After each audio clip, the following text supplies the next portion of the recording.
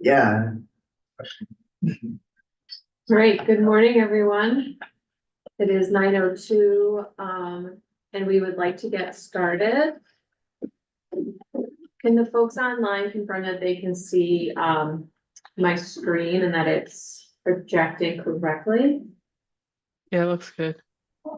Thanks, Aya.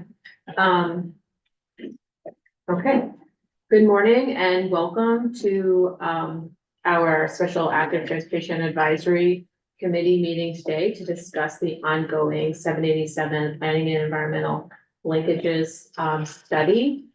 If you are here in the office, there is a sign-in sheet. Please make sure you sign the sign-in sheet with your title and what organization you are representing.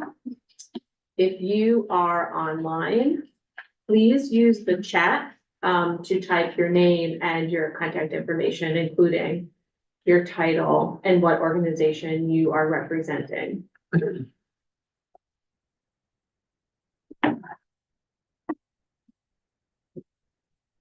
Okay. And since we have some new folks who are on today's Zoom, who have maybe not been to one of the Transportation Council's active transportation advisory committee meetings, I just wanted to go over what the committee is. We're an ongoing forum where participants can provide the Capital Region Transportation Council staff with feedback on policies, programs, plans, and projects. Generally, the committee meets quarterly. This is a somewhat recent change in our schedule, but now we are meeting the second Tuesday of January, April, July, and October, or by request of a Transportation Council member agency like DOT or CDRPC or CDTA to present and discuss statewide plans, initiatives, and planning environmental linkage studies. So that's why we're having this meeting today. And if you are not already on the Transportation Council's Transportation Advisory Committee email list, please email info@capitalmpo.org, and we would be happy to add you so that you receive information about upcoming meetings. And then just some guidelines on today's meeting, since we do have quite a few folks both online and we have people here in the conference room. If you are on Zoom, all participants must be muted. If you want to have your camera on, that's totally up to you. If not, that's also fine.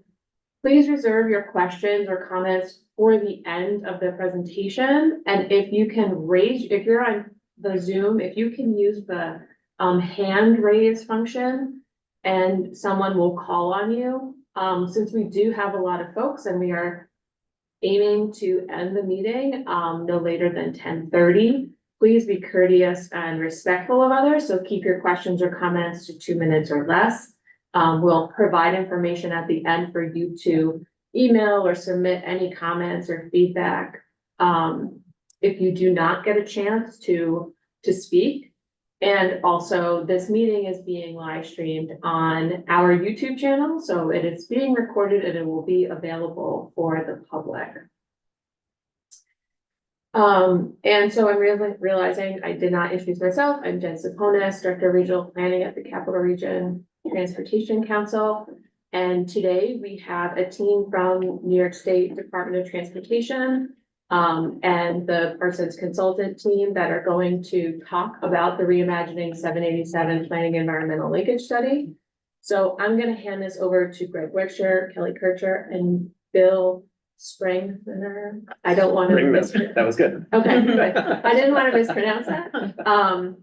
But okay, so I can either just click the presentation forward, or you can. Yeah, That would be good, John. yeah, that works. Sure. Thank you. Okay, just give me a second. So, good morning, everybody. Greg Witch with New York State DOT Region 1. We're happy to come here today. Our intent is to meet with our active transportation committee to get the input from this community this is part of the strategic outreach to various groups and their specific interests, knowledge of the corridor. We hope to go over some of the existing conditions and known proposed conditions as well as they relate to the reimagined 77 Pell and, essentially what connections work, what connections don't, what future connections and improvements they'd like to see. So that's the idea of coming here today and why we're engaging this specific group. With that, we can get going with the next. Good morning, everyone. I'm Kelly Kircher with DOT Region 1. Greg and I are co-project managers on the Pell. We wanted to show this slide because the Pell is a relatively new process that has come out from FHWA. And so this is just a basic outline of the process. Pell is actually a pre-NEPA product that comes out.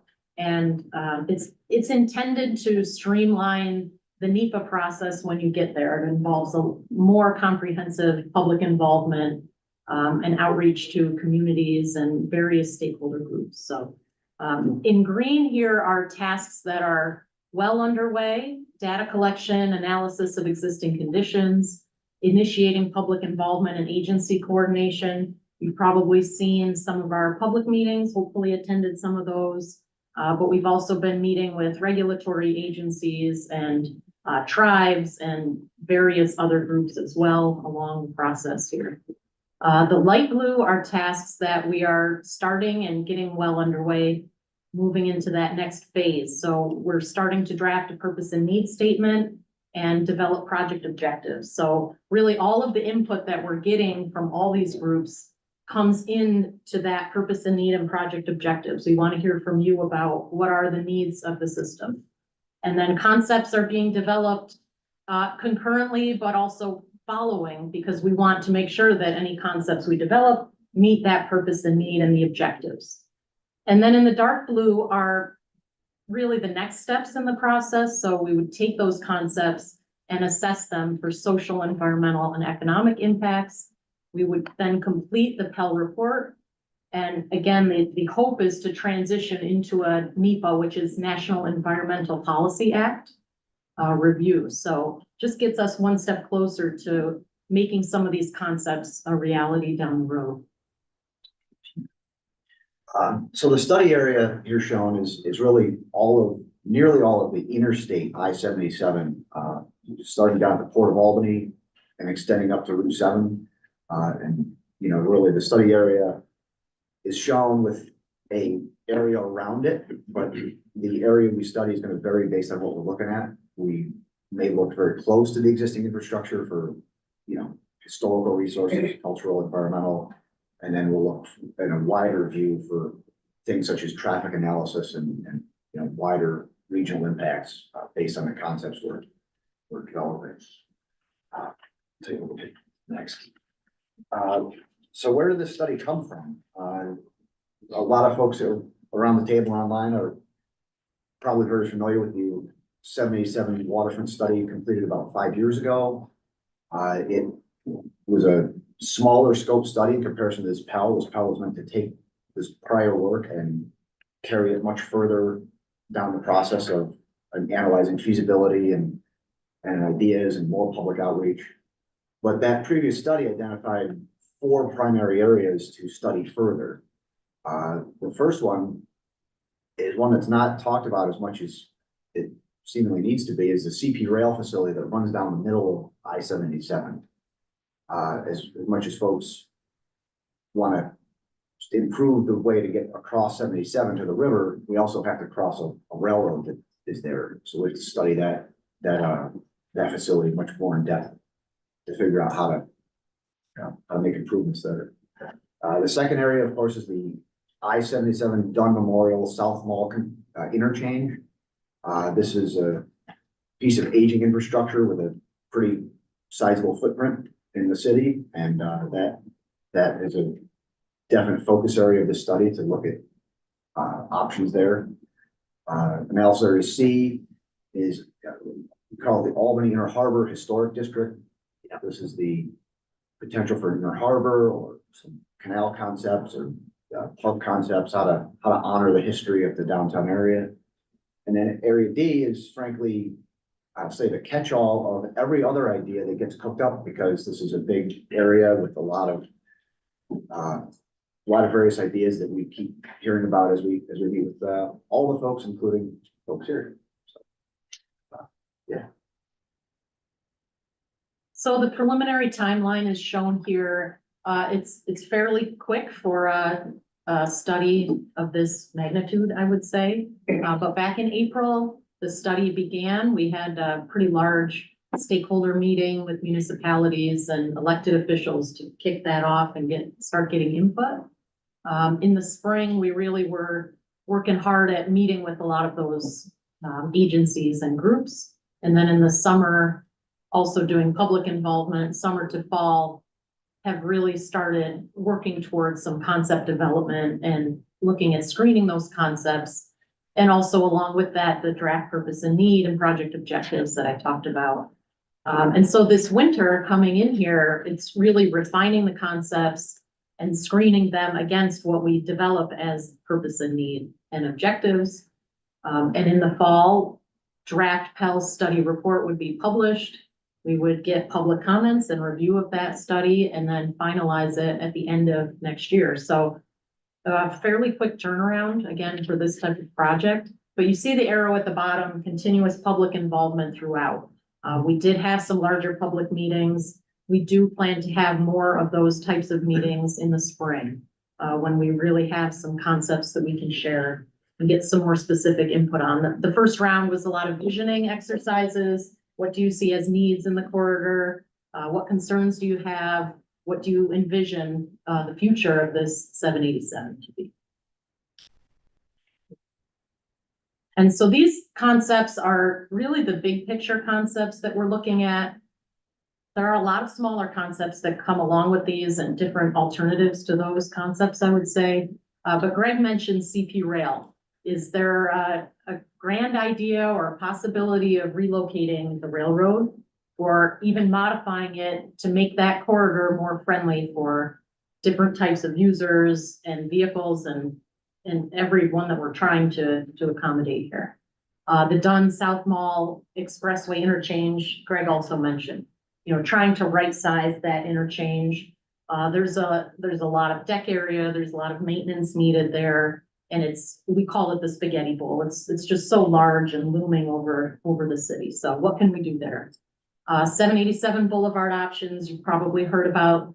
That is a concept. Do we drop 787 down to a boulevard, some type of arterial that is down at surface level? Highway capping would involve either lowering or keeping 787 where it may be elevation wise, but then providing land bridges over it to get access to the waterfront. A lot of public comments that we've heard to date have said that we'd like to have improved access to the waterfront. So how could we accommodate making that happen? And then Broadway Canal concepts, Greg spoke about. The idea there would be to flood Broadway and to make it a canal. And again, tying into the roots of the city as being the terminus of the canal and Lock 1 at one point in history. So again, these are the bigger picture concepts, but we're also looking at a lot of smaller ideas throughout the corridor. And then just, one part of this has to be discussed, which is traffic. We are working on collecting data about traffic in the region. Some of the numbers that we had were pre-COVID. So this data collection in the fall, we counted 45 intersections, put down tube counts just to capture the current conditions out there.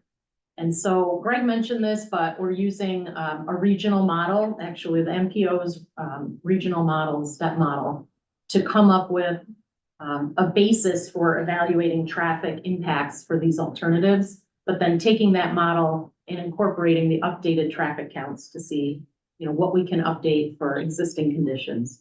And then mesoscopic model would be looking at individual locations based on the concepts that we're considering. Now, we really don't want to take all the traffic on 787 and put it all on intersections, maybe in downtown Albany, that don't have the capacity to handle that and maybe cause another issue somewhere else. So, it's a lot of work on the traffic side that we'll be looking at. So here's one example of various overlays that we have to consider. You know, there's a gazillion considerations that go into concept analysis, and you know, here's an example that shows a lot of historical resources down in the city of Albany. There's historical districts, some wetlands indicated on this overlay. We're creating all sorts of these overlays of wetlands, floodplains, sea level rise. You know, the Hudson River is still tidal here. And all of these overlays are going to be used as part of that concept analysis later of what concepts have an impact from future conditions or what concepts impact what known resources here. You know, obviously the goal is avoidance. You know, you really want to avoid major impacts to especially historical or cultural resources.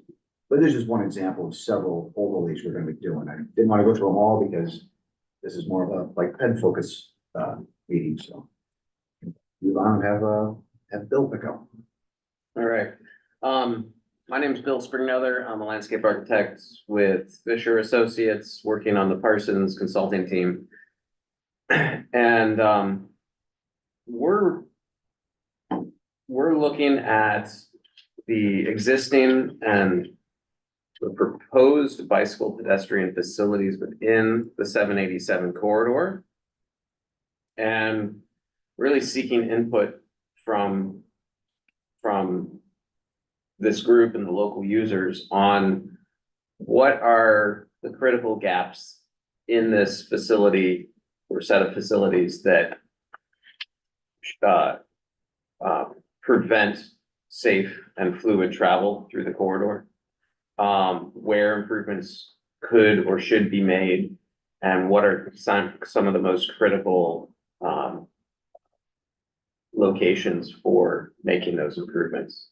So, for instance, the project is well aware of the proposed improvements in Waterville, which include the tunnel at 16th Street and Commerce Street Bridge. But what are some of the other locations that improvements can be made? You know, I'm looking at Route 32 down through Manans, where there's the gap in the on-road facility there, near the 787 interchange of Route 32. And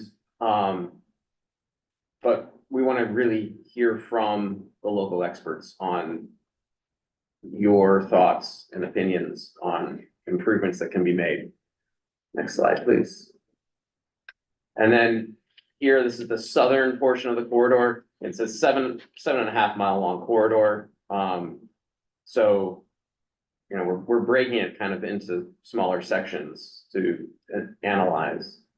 But in this area down near Albany and Rensselaer, obviously there's the very southern end, there's the Albany County Rail Trail extending off to the west. There's the proposed Patroon Creek Greenway, also extending to the west, kind of at the north end of Albany.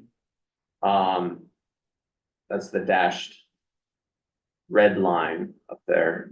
In that section of the corridor, it is proposed on-road. There is a future option for that to follow a rail line that could be off-road also. There's the proposed Livingston Avenue Bridge connection that would connect the north end of Albany to Rensselaer as on a bicycle pedestrian bridge adjacent to the rail facility.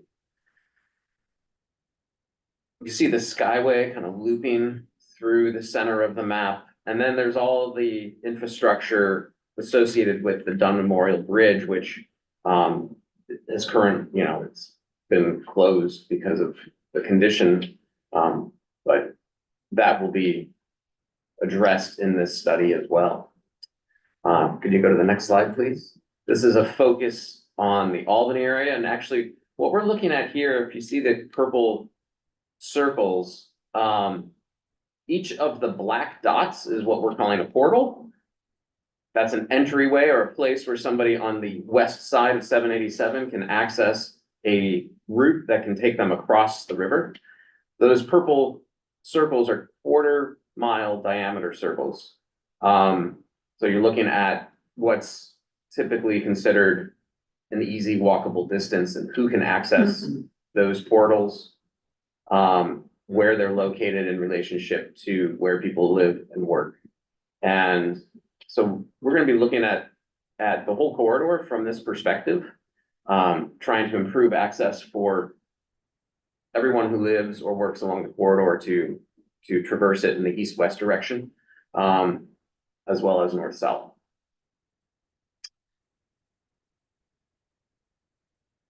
So we really just wanted to give a brief overview of the study. To us, the important part of this meeting is getting the input from you, from this group about active transportation, peds, bikes, transit side. And we just wanted to show on here that we have a dedicated email address, dedicated phone number, and a website. So if there's something you're not comfortable speaking up or you think of it after the meeting, please reach out. We've been getting a lot of comments this way, and we are keeping this open for the length of the study. So appreciate any ideas or thoughts you have. So also this meeting is for active transportation, and that isn't limited to bicycles and pedestrians in a corridor where there's a river. So if you would, if you have an interest in kayaking, for instance, or canoeing, paddlecraft is another area of active transportation that can be addressed. Thanks. So, some folks asked if it's okay to write your comment or question into the chat, and you may. But if you would prefer to raise your hand and speak, please use the raise hand function. I'll call on you, and then you should unmute and you can ask your question or make your comment.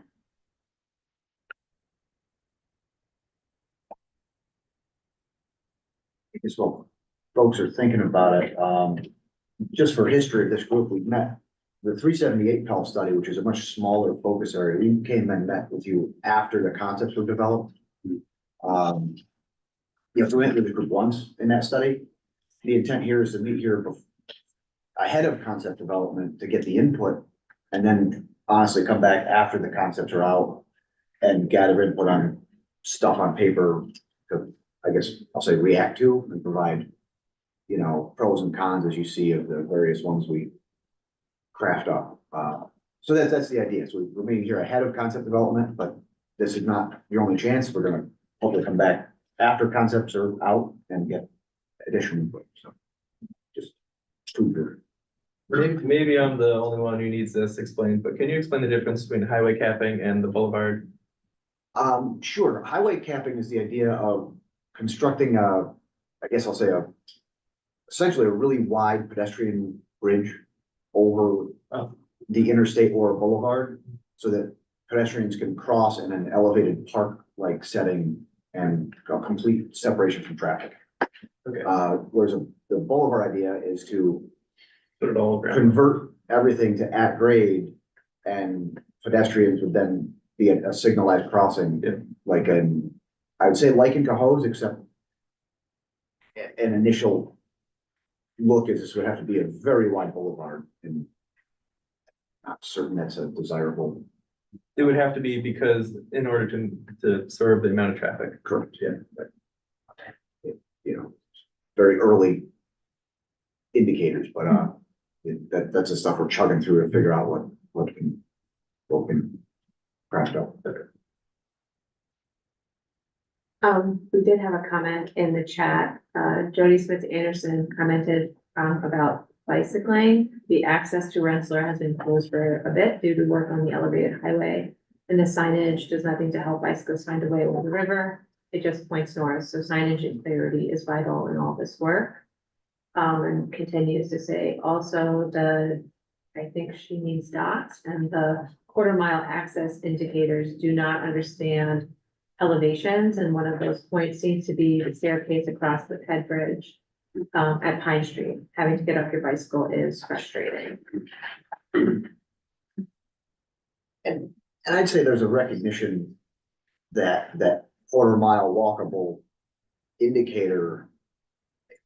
We understand the input is they're not the most desirable crossings, but they are what's existing. You know, it's recognize that.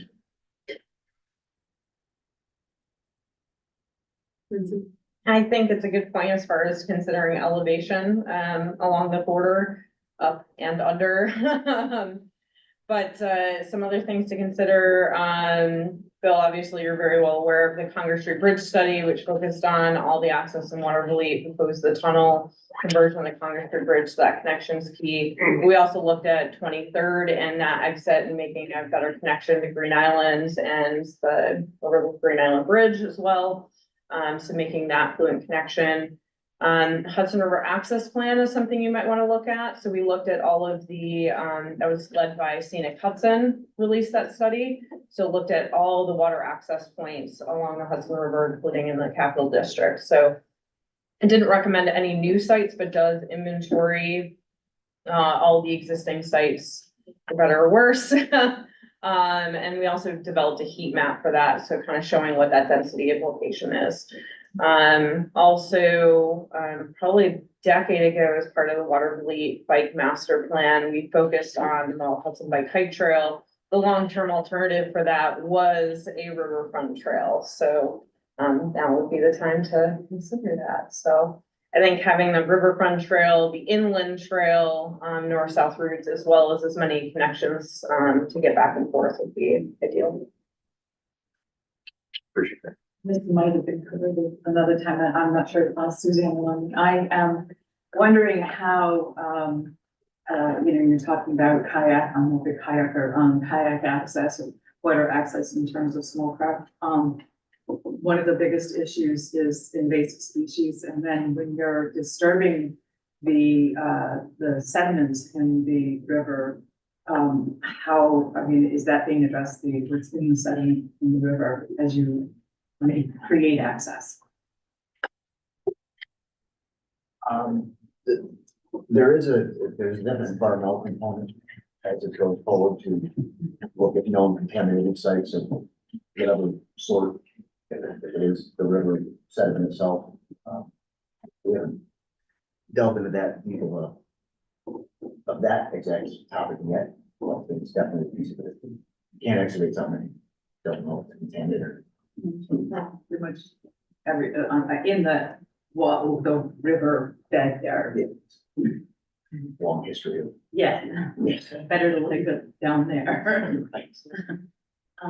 But then the invasive species, the movement of and disturbance of the river sides. Yeah, I think we wouldn't be shipping it in a way to move an invasive species problem, but they're always considered it.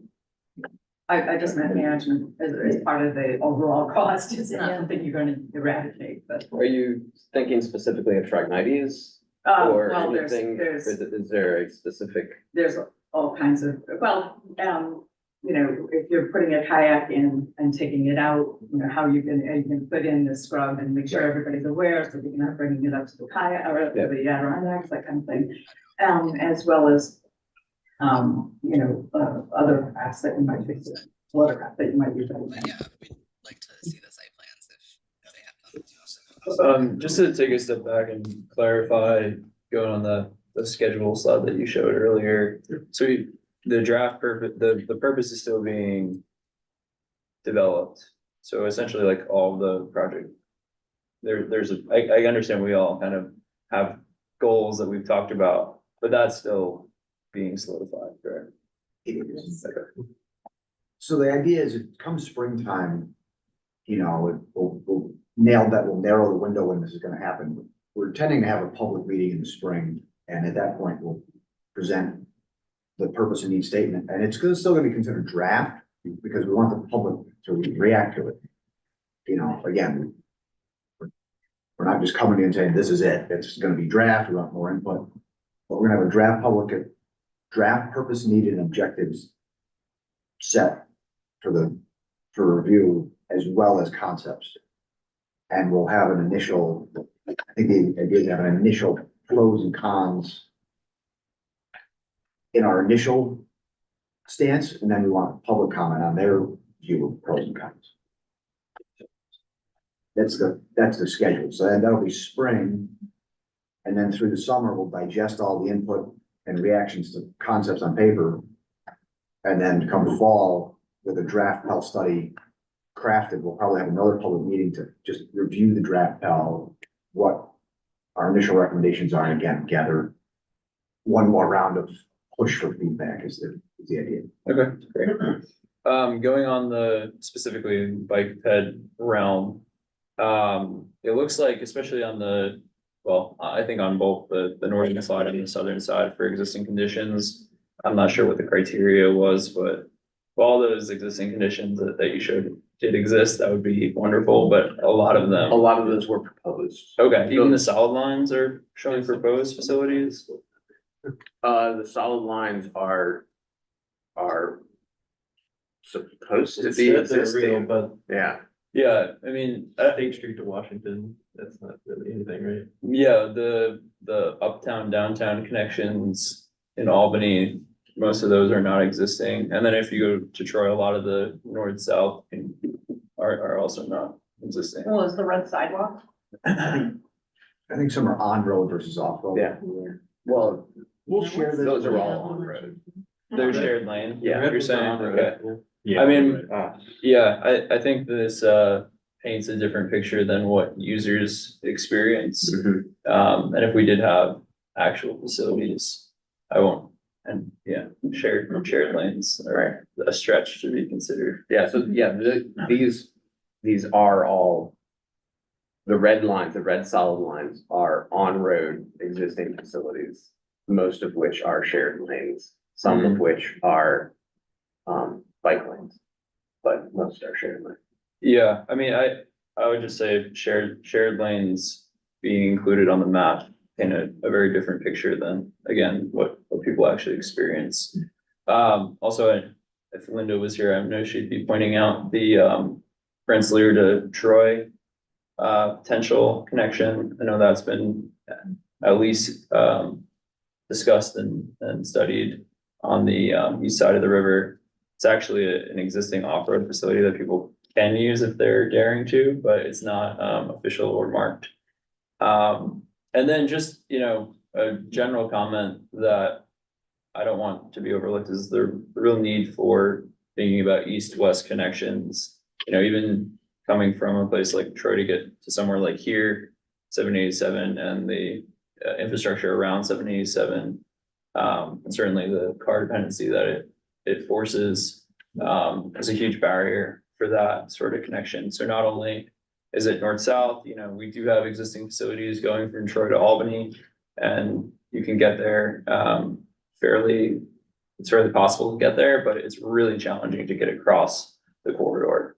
And that includes, trying to do stuff from like Albany to the airport. I know that's kind of outside of the study area, but thinking about how the shift from this car-centric piece of infrastructure allows connections like that is really important. That's appreciated. I mean, this study is focused on the infrastructure around I-77, so too far west is. We don't want to preclude future connections by any means, and we want to, make sure what we build is got some future tie-ins, but this project is kind of gonna hold it in with South Florida. Yeah. We certainly want to preclude future improvements. I mean, just one example is like the 378 bridge, and I think that was, if I'm not mistaken, the slide prior to this shows an existing connection there. And that certainly does not exist now, going further west from the bridge, so. It comes out, connects to the trail, but you can't. Cross. And if you just, maybe I'm mistaken, but I think if you just go back one, it. So the red line. Is that the 378 bridge or is that the New Manans connection? So there's no way for a cyclist, to get across the Cloverleaf interchange area now. Safely. And that's a solid red line, so. Yeah. But that's a good example of what, kind of what I'm talking about is, I know I'm taking up more than 2 minutes now, but, if a cyclist is trying to get west from South Troy, 787 is that barrier still. For sure. There Yeah. are two follow-up, No, but comments in the, chat. One related to the invasive species. Julia Triber said that microscopic analysis will be explored in NEPA. And, also related to elevation changes, the cap approach, may restrict visual access and create a bigger separation from the river. They're just. I was gonna piggyback on the connections. It's easy to see a big north-south connection, with the bike trail on the river. But that connection is challenging, then, people want to make that further north-south trip, but then connect to the villages, whether it be Manans, from basically Watervliet to the preserve, aside from the new connection that Manans put in across the bridge, there doesn't exist even if somebody wanted to drive a car to deliver a kayak over there. So I think not only bike head, but also, some kind of public access points along there would be valuable, to make those connections, whether or not a cap happens or whether or not a boulevard happens, more access, to the river in that area, because it's not as densely populated in this section, would be valuable. Regarding the north-south connections as well, I guess I'm kind of playing devil's advocate right now, but comparing like the 77 connection, the trail along 77 right now, there are a few crossing points, but I guess the alternative is, when I think of a boulevard, I think of something like Central Avenue, where there are too many intersections and you have every 5 feet, you have to watch out for another car. So I guess I would say get somewhere in the middle between those two things when considering a boulevard. Yeah, that's a good point. It's almost less easy, access is less easy when it's at grade and sometimes. So, Yeah. And regarding the elevated, I mean, the elevated is big, it does tear the city in half, it does do all those things, but we also have bike lanes under the highway that, they have no interchange with cars. That's a good thing to have. And if you brought all that down there, that could cause problems for bike and head access. And that's a definite balance we're trying to strike here. It's appreciated, it's definitely recognized that you're. Kind of related to this, it has to do with the user experience. If we're gonna try to open Albany up to the river, and create more of a really neat interface between a cool city and an amazing river. You can't have experiences like pedestrian paths under something that has 70-mile-an-hour moving vehicle. It ain't gonna work. And so another thing, I think that part of the reason people probably aren't using it now and using those 4 access points, which they're almost a quarter mile apart or less, which is great, is because I would think it's partly because of noise in that experience of just being around vehicles driving fast. It's the reason people probably don't want to be at the river now when there's some nice amenities. So to the extent that we have to keep these roads, and to the extent that we want them not to have too many intersections, to the extent that they need to remain elevated, I hope that one of the main feedback you're getting, and if people aren't giving it, consider giving this feedback, is to just slow it down to 30 miles an hour or something, and have quiet zone signs on the roadway saying, 30 miles an hour, this is a quiet zone. Yeah, you can really experience that at the northernmost section of the trail shown on this, the top of that green line in the Watervliet area. You're on this facility that's built properly. It's nice, it's a trail, but you have 787 right next to you, and it's so unpleasant to be there. 20 feet right there. Yeah. It's the same thing in Hudson Shores Park. I mean, that's what we heard when we were working on that, is Hudson Shores Park. Route 30, that section of Broadway and Watervliet, I'm sure DOT's received numerous requests for noise walls, in that area. Yeah, noise is definitely an issue. You don't need noise walls if they're going 30 miles an hour. I can hear it walking my dog in Troy. I had a question about the current concepts. I didn't realize you're already into concepts, and understand you're refining them. Can the concepts be at all shared? I know that's probably tricky. It is, they're all draft now, and we have to refine them to make them all make, as I'll say, true sense before we release them to the public, so there's a lot of vetting and internal, I say QA we don't wanna release something that has clear flaws that are obvious, because then the public's gonna go, well, hey, obvious, that doesn't work, so we're doing a lot of work to that, and we wanna release them basically all at once, and That makes sense. if we release one ahead of another, then you're gonna think that's winning somehow, so we want them all to come out as one package to say, here's all of them we thought about so far. Right, so, to combat any perception that this is a Department of Transportation design project, which I'm sure it's not only, but because you're in control of the, thing, who is on that team that's not on DOT to at least, if anybody, to have some outside of DOT people? As the concepts get closer to release, there is a steering committee of few folks outside the issue. Okay, you know, kind of terrible at remembering everyone on it, but we do have. The MPO is on it. And I want to be clear about this because I think there's been some controversy and confusion out there about this. And we are part of that steering committee that Greg is talking about as our entities of City of Albany and others. None of us have seen any concepts at this point. So I don't want there to be a perception that we're seeing something that you folks are not. I have seen nothing. This is probably the most I've seen in the last few weeks. So we're also not doing the modeling here in-house that was mentioned earlier. So when we're talking about the department using our travel demand model for the project, they actually have the model. We're not even doing modeling runs here. So I just want to make that very clear because there's been a perception that we know more than we do. We don't.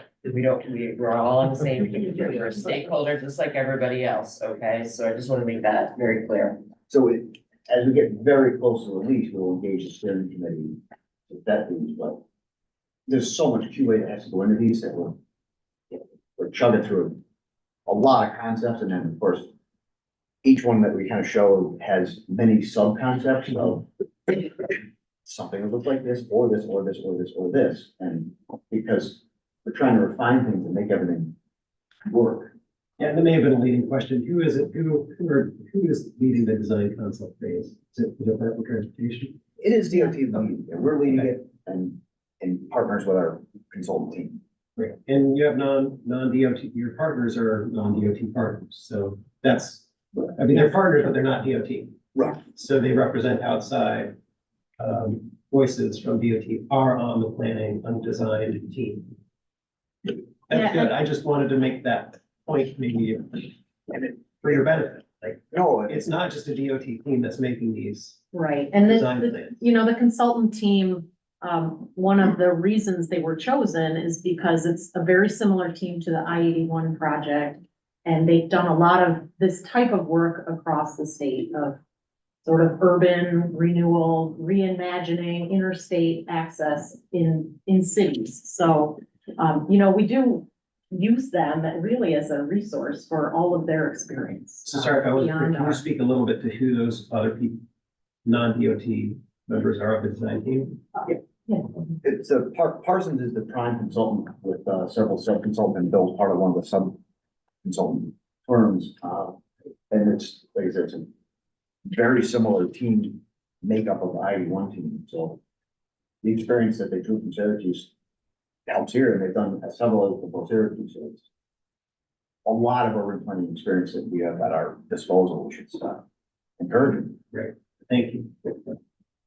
There is another comment in the chat from Jody, and Jody also echoed some of the things that James said about bike access. But then she noted the key to Boulevard is lower speed and clear crossings, and we really do have a design for people first, cars second. If there is a recognition in this planning that single occupancy vehicles are a goal. are not affordable to many and likely will reduce dramatically over time. A 5% increase in average speed leads to a 10% increase in injury accidents and a 20% increase in fatal crashes. This is an important piece of info. Kind of on that note too, I want to emphasize the need to plan for the wave of e-bikes that we're hoping to see. You know, they are here, they are coming, and they are becoming more reliable pieces of or a reliable mode of transportation for, you know, everyday people who are trying to get to work or bring their kids to school and things like that. Certainly drastically different than they were 6 or 7 years ago. And can actually replace car trips pretty easily, you know, when you're able to go 20 or 28 miles an hour. You know, that's something that won't happen if we don't give them the facilities that they need to be safe. But it will happen, I think, if we do. Is there regulation around e-bikes? There's a lot of regulation on e-bikes. You gotta be more specific. Here, across the country, yeah. New York City. Yeah, it's a little different. But there, you know, even on the statewide level, as far as talking about getting e-bike rebates, you know, to make them more accessible for people who can't afford them. So, you know, there's a lot of discussion around them, and again, I think it's really the if you build it, that will come model, which can drastically decrease car trips in a way that I don't think we're realizing. And in a busy corridor where you can expect a lot more, I think the facilities have to adapt to that too, because of the speeds, like, you know, if you're sharing with a vehicle and that bike is competing speed almost, you know, it might warrant more intense facilities. Conversely, like, I know, you know, there's one significant curve on the Mohawk Hudson Trail where it's just gonna be way too tight for, you know, e-bikes to go. So there's some other facility considerations that I think have to come into play. Potential conflict with pedestrians and accounting for that. Bill, it may be useful for these bike head maps, so James' point earlier to add in some additional colors as far as differentiating on road, whether it is a, you know, kind of shared, whether it's shared lane or bike lanes or protected facilities. Along Broadway, that's, you know, it's a side path, it's more trail-like, a little bit more protected. Yeah, on 3rd and 4th, you know, north of the canal, there's not one share now either. So we're using shared lane generously here. There's science, James, come on, science. There might be one sign. Greg, I had a question about the concept proposal, because being involved with the 378 one, that was really valuable to see, you know, 4, 5, 6 different, some A and B versions of each. Is that what's envisioned to be released coming in the spring, of kind of what's proposed in different settings? Do you think it's gonna be one proposal and different versions for the whole corridor, or, you know, like the South Mall and, you know, the Spaghetti Bowl will have 4 different versions? You know, I could see, you know, 50 different alternative versions popping out of this, so. The iterations are numerous. Yeah. I think we're gonna show nearly everything we cooked up, and probably with some indication of ones we may have put pencils down because of challenges we encountered and said, we feel this one should be put aside, and it doesn't mean it can't come back to life, but, you know, we're trying to put some of them aside so it's not just noise, it's too many things to digest. But the idea is, you know, the Dunn South Mall is gonna have a few ideas on the future configuration. The 787, you know, will have hopefully some boulevards just, you know, drawn up that we feel could work. But there's a lot to work out there to figure it out, and but each one's gonna have, okay, here's this big concept, and here's the ideas that we've done the most work on, and here's the ideas we sort of put aside because there are too many challenges based on all of them. And do you think there'll be opportunity to come in and kind of choose, select preferred options for all of those, like there was for the 378? Oh, yeah, we're gonna want the feedback. If I like that one, I don't like that one. and here's why. Something that's important on the Pell study that I really should have said at the beginning is that what we hope to come out of this with the Pell is a family of concepts. So it won't be one preferred alternative, we're moving into NEPA, we're building this. It really is coming up with, maybe whittling down some of those concepts, but concepts to be studied further.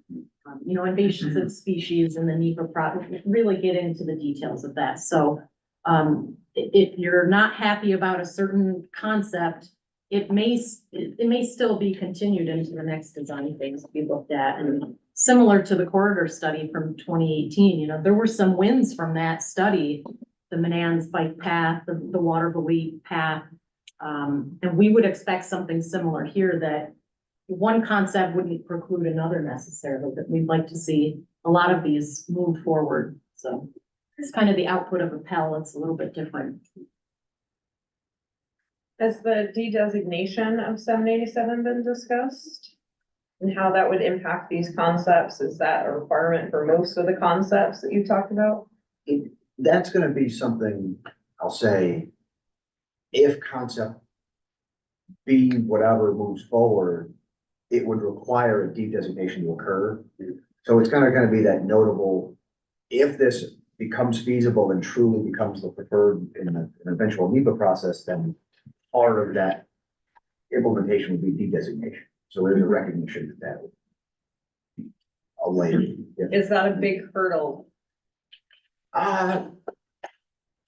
Learning from other cities, nothing's impossible. I mean, our friends from Federal Highway are on here, and, de-designation is possible. So there's homework to go into it, but this is such a complex project. There are so many hurdles to overcome, and that's why we're starting this early and figure out what hurdles we have to overcome to implement in the future. You said you did a traffic study in fall of 23. And in light of the fact that so many people are not commuting into downtown Albany anymore, work patterns are changing, and even as the capital region is having an increase in population, I think that a lot of people who are moving up here are working from home, or are, they're primarily not coming into downtown. You had said that the boulevard would have to be really wide. That would be a particular challenge. Is that in full consideration of the fact that fewer people are kind of commuting in? And when you did the traffic study in fall of 23, is there a similar study that was done pre-COVID? And are those numbers, are they tracking up? Are they tracking down? Are they staying the same? How does the modeling account for the fact that people are just working in very different ways? And quite frankly, they can sit in their cars for an extra 5 minutes. I think that there wasn't a traffic study particularly done for this corridor pre-COVID, but the step model includes volumes that are pre-COVID. And we haven't completed our traffic study. But certainly the counts that were taken this fall would account for the level of telecommuting today. I would say, and Sandy, you probably know more than I do, but what we're finding is that post-COVID, where before you would have this kind of camelback of peak hour traffic, right? In the morning, it comes up very high and it dips down a little, and then it comes up high again. And the PM, it's more of a level sort of table where some of those peaks have been flattened out because people are telecommuting that day and they go to the grocery store at 10 a.m. or lunchtime instead of heading to the office. So that's part of what we're doing, frankly, is looking at how have traffic volumes changed. We don't have anything yet, but just given the number of state agencies and employment centers, we are still seeing a high traffic volume. And folks need to keep in mind, when you think about a work trip, it was going to a place and going home. We have Uber Eats, we have Uber and Lyft, we have all of these entities that are adding trips to the network that weren't there before. So it's easy to say, oh, the state employees aren't downtown and we're working in office environments, but then how many trips are being replaced by these other things? And that's what we're finding. So the traffic really hasn't gone down. It only really went down during the COVID crisis itself. I think now we're seeing in some sections of our region, it traffic's actually up. Yeah, and when this is actually implemented, things may change. Absolutely. More So I mean, Is that regional or is that intercity center? I'm sorry, Is that regional or is that intercity center? we're seeing it all over the region, but absolutely, true in city center as well. The traffic downtown is certainly lower right now, but as you all know, there's a lot of plans for redevelopment of downtown Albany, so, and the Capital Region Economic Development Council, is about to issue their plan for the region, and they're trying to grow the region to 1 million people. So, you think about urban redevelopment and where these people are gonna live and work, that's probably what they're thinking. I haven't seen the details yet, but, we have to account for that as well. Have you guys, I assume you've been looking at transit data, transit stops, just something to consider as the portals, you call them, Bill? Making sure that we have that link, between these bike ped facilities and the transit corridors. Yeah, I mean, for sure. I mean, transit is definitely a layer, another one of the layers we consider with impacts. Really those boulevard concepts, we are trying to brainstorm ways to disperse traffic or encourage traffic to go another route. Because as we've seen, the boulevard would have to be so wide. How wide? 4 lanes in each direction without a lot of these disbursements, with turn lanes added in. It's not, And we recognize that it's not ideal, it's easy to just say, make it a boulevard, but once you look at the numbers, that's what's currently would be needed to accommodate that. No other mitigation, Without- no other changes were made. That's Right. what it is. so that's why we're iterating a lot of things to see. Can you get traffic off 787? Yeah, And that's For the to north, accommodate for the current south. traffic, that's not planning for 2050, right? No, that is looking. that's ahead. 2050. Okay.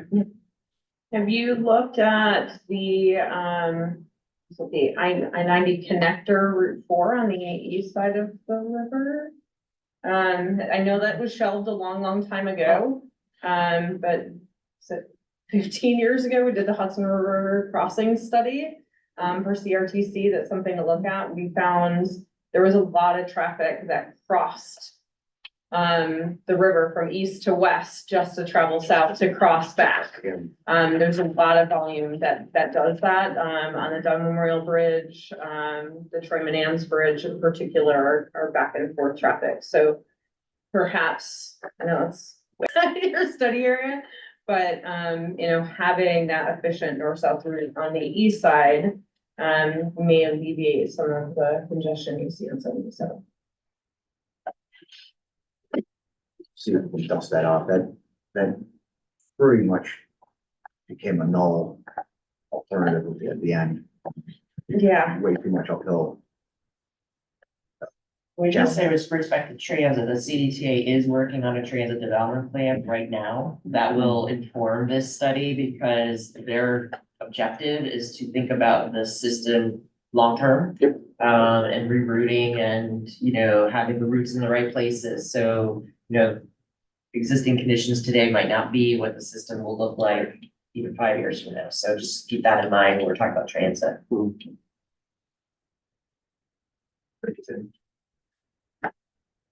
How was this meeting publicized? I had trouble, I just luckily heard about it. It's the standard active transportation committee. Yeah, the Capital Region Transportation Council has an active transportation advisory committee. It's one of the number of our advisory committees. And this is, one of our meetings. We meet regularly. And we have presentations at each meeting. And, this was a special meeting to get feedback, particularly from our advisory committee. Our advisory committee is open to public and anyone's welcome to be added to it and tell us. So if you'd like to be added, Great, thanks.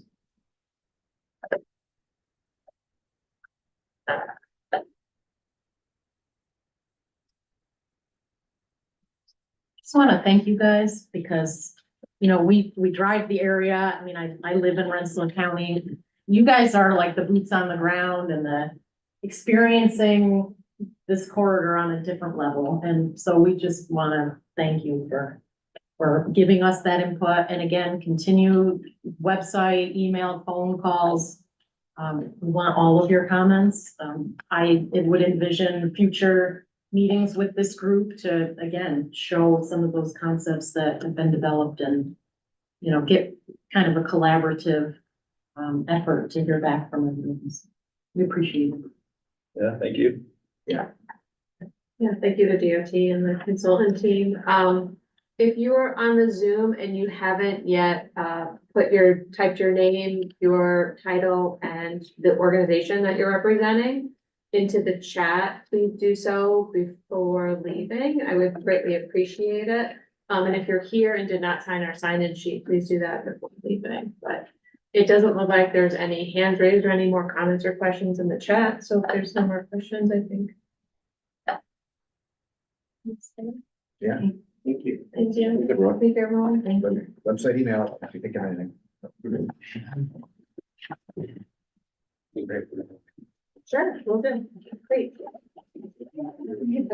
I don't think wasn't posted. Yeah, this is an advisory for any meeting, special advisory committee. So I think let's meet and go around. I didn't know we came this far. I thought it was- Yeah, I know. Yeah, so in 2025, also we did, Rensselaer, Poughkeepsie. Right. Peter, Laura and I, last fall did. I think that's, Poughkeepsie down to Yonkers from the Pennsylvania border all the way up to Waterford and then back down to We Detroit. talked a little while back about that noise reason. Right. Yeah. Yeah, I heard. Yeah, that is- Funny, like they could advertise. I actually. Yes. Could be out. I have it. I don't get out to like.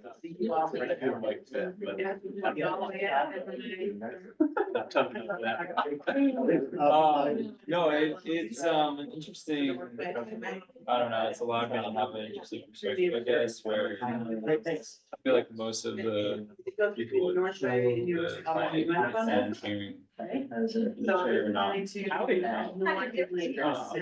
Where they, you know, they'll learn it in school or from a graduate student, but like, they're not actually experienced.